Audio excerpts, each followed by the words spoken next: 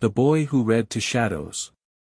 Milo Bran was 8 Earth years old, barely shoulder-high to the towering Argelians, with wild curly hair and cracked glasses that made his eyes look enormous.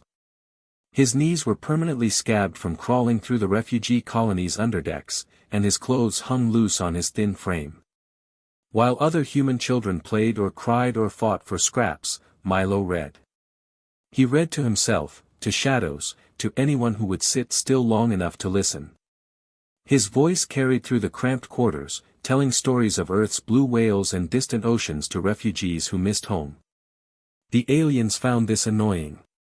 The human child disrupts order, declared Counselor Vex, her crystalline face reflecting the harsh colony lights. He makes noise with his stories. It wasn't really about the reading, though. It was about the peach. Milo had wandered into the ration tent, politely said hello to the guard, and picked up a bruised peach from a crate marked Elders Only. He didn't know the rule, he just saw fruit that looked unwanted and thought he could save it from rotting. The Argelians made it a capital offense. Theft from the elders is punishable by death, announced Counselor Vex to the assembled crowd. The boy will face Ogranth in the venom pit. Milo clutched his book, a battered copy of The Blue Giants of Earth's Oceans, and listened as the aliens described his fate. The execution serpent's venom could dissolve bone in seconds. Its breath could melt lungs. Its gaze paralyzed grown warriors. His parents weren't there to protest. They died during the journey from the Soul Outpost, leaving Milo alone with nothing but his backpack and his precious book. As the guards dragged him toward the black pit carved into the plaza stone, past jeering aliens and terrified humans too scared to speak, Milo adjusted his cracked glasses and whispered to himself, maybe he just wants a friend. Then they shoved him into darkness. Into the abyss. The fall felt endless, but Milo hit the ground with a thud that knocked the wind from his lungs without breaking bones. He lay there coughing, tasting iron and moss in the stale air that buzzed with static electricity. When he finally sat up and wiped blood from his split lip, the first thing he did was check his book for damage. Finding none, he sighed with relief and opened to page 7, his favorite page where the whale discovered glowing squid beneath a coral archway. The pit stretched far above him, so deep that no sound echoed back. A distant green glow shimmered along the walls like the light of waiting eyes. The air smelled of damp stone, metal, and something bitter he couldn't identify. Somewhere in the darkness, something moved. The sound was like stone sliding across stone, deliberate, massive, ancient. Milo had heard the Argelians call it Ogranth, but he'd also heard them describe it, a serpent whose venom dissolved everything it touched, whose breath was poison, whose gaze could freeze a person solid with terror. He should have been terrified. Instead, Milo took a breath and began to read aloud. Once, long ago, in the deepest part of Earth's oceans, there lived a whale with eyes like night skies and a song no other creature understood. A rasping slither echoed through the chamber, growing closer. Hot, sulfuric air rolled across the space like the breath of something enormous. But Milo kept reading, his small voice steady and careful. And though the other creatures called him strange, he sang every night, not because someone listened, but because he hoped someone might. Out of the green mist, a shape emerged. Silver-black scales caught the eerie light, revealing something enormous coiling through the shadows. Dinner plate-sized eyes with vertical slits glowed faintly blue. Triple-hinged jaws opened and closed in rhythm with the boy's words. The serpent moved forward with surprising grace, not the lightning strike of a killer, but the careful approach of something curious.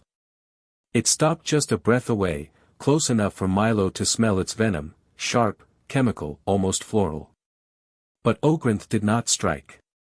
Instead, the ancient creature lowered its massive head and listened. Songs in the dark. The serpent's body slowly coiled into a protective ring around Milo, forming a wall of muscle and ancient scales. Its breathing slowed, eyes dimming from predatory bright to something almost gentle. The massive head came to rest beside the boy's shoulder. "I think you're lonely too, huh?" Milo whispered, adjusting his cracked glasses. He turned another page and continued reading about Aaron the whale and his endless songs to an empty ocean. Above them, the Argelians waited for screams that never came. Instead, they heard something far more unsettling, a child's voice telling stories to their supposedly terrifying execution beast. 1 hour passed. Then 2. The air above the pit remained still and wrong. Impossible, hissed Counselor Vex, her crystal composure cracking. The toxins alone should have reduced him to ash by now. The assembled aliens murmured anxiously. Executions were meant to be quick, efficient demonstrations of Argelian justice. They were not meant to involve, whatever this was. Below, Milo had moved on to a new chapter. The blue whale's song traveled farther than any sound had before, reaching the deepest trenches where even stranger creatures lived. Ogranth's breathing had synchronized with the rhythm of the story. The serpent's massive form seemed less threatening now, more like a living blanket wrapped around a child by a campfire. Did you know, Milo said conversationally, taking a break from reading, that whales can talk to each other across entire oceans? They sing these really long songs that travel thousands of miles underwater. I always wondered what they talked about. The serpent made a sound, not quite a purr, not quite a hiss, but something that seemed almost like a response. Its great head tilted slightly, as if considering this information. Maybe they told stories too, Milo continued, then returned to his book. As he read, his voice grew stronger, more confident. He wasn't just reading now, he was performing, bringing the world of Earth's oceans to life in this dark alien pit. The Argelians above grew increasingly agitated. This wasn't how things were supposed to work. The ritual broken. The Argelians summoned the poisoner, a cold specialist in white robes with black stripes of authority. His face was like polished marble, and he had personally designed Ogranth's venom to be absolutely lethal. 3 hours, he reported after lowering detection equipment into the pit. The human child shows no signs of toxin exposure. The serpent appears to be protecting him. Counselor Vex's crystalline features twisted with rage. Then we extract them both. Ready, the gravity lifts. But as they prepared their equipment, something impossible happened. The walls of the pit began to glow, not with the artificial green light they knew, but with something warmer, deeper. Ancient symbols, dormant for centuries, awakened along the stone. The very air hummed with power. What is this? Demanded another counselor. The poisoner's marble face had gone pale. These are the old marks. From before the conquest.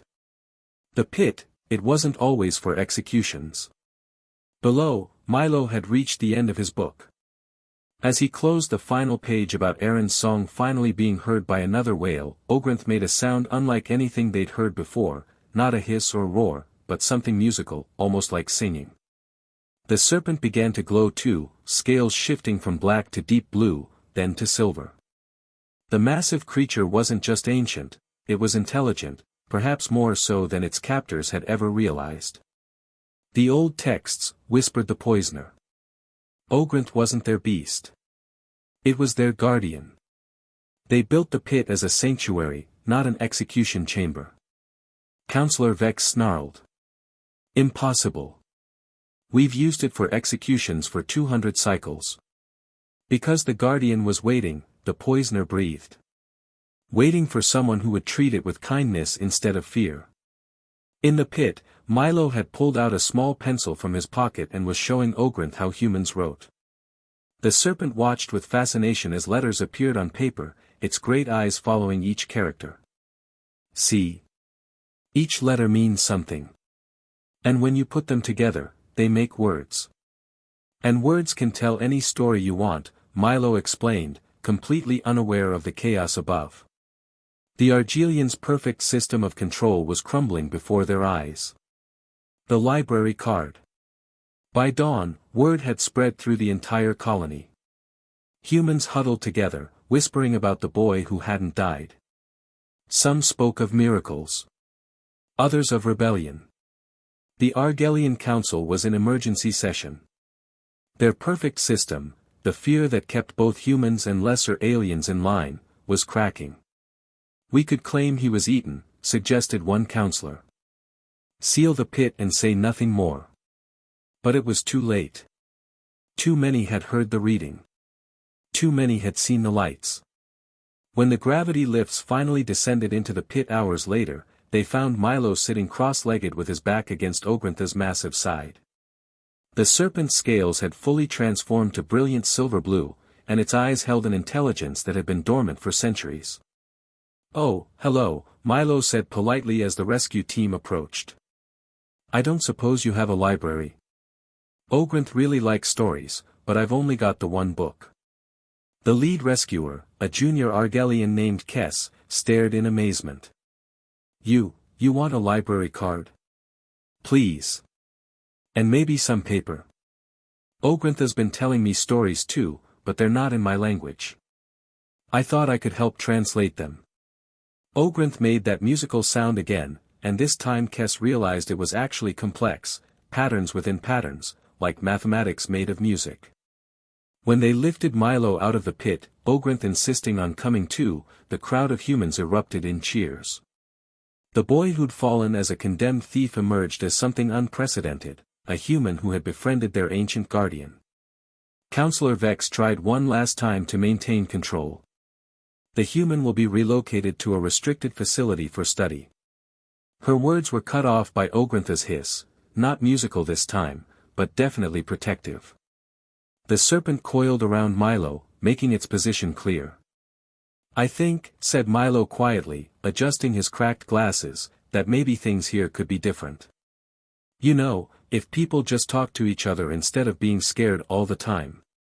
And so began the most unlikely friendship in the galaxy, a lonely human boy, an ancient serpent guardian, and a library that would grow to bridge the gap between stars. 6 months later, the Argelian colony had its first integrated school, with Milo as head librarian and Ogranth as the storytelling teacher who spoke in musical mathematics that children somehow understood perfectly. Some called it revolution. Others called it peace. Milo just called it friendship. The end.